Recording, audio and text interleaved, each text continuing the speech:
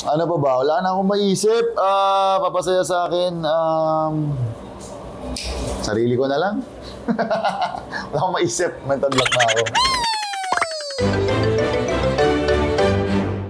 Hello ATM, I'm Royce Cabrera and I'm going to take 5.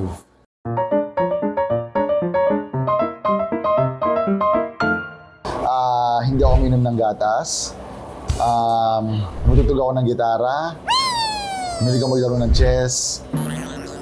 Bubuo ako ng Rubik's Cube. And ito talaga hindi lang ng karamihan, pero nabasa ako libro.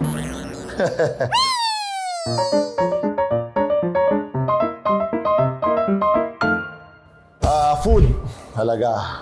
Siyempre, trabaho, pag may pasok na trabaho, inquiry. And bigla ang ganap. Siyempre, pag bad trip kasi, bigla ang ganap eh. Ano pa ba? Dogs.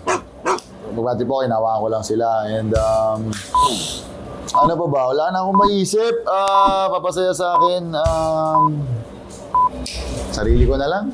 Wala akong maisip. Mental block na ako.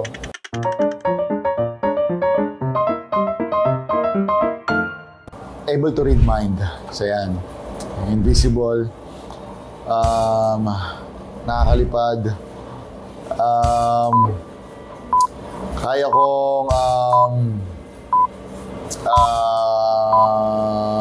tumagal sa tubig. And kaya kong magsalita ng iba't ibang lengguwahe.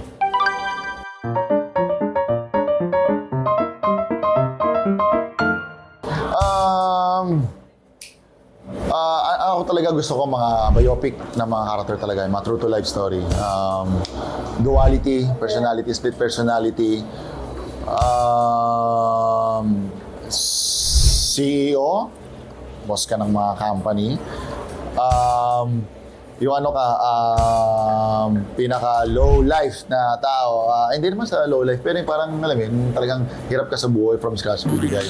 And then, bumbero. Buhay ng bumbero.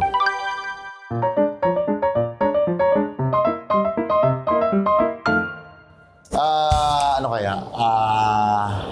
Siguro yung nakagawa ko ng Sinimalaya na lead. Yan, sama ko dyan. Yan. Si Utol Kokoy ko. And sa buhay ko, no? 5 things. Ano ba? Gumaduate ako. Yun, isang malaking bagay yun. Ano ba?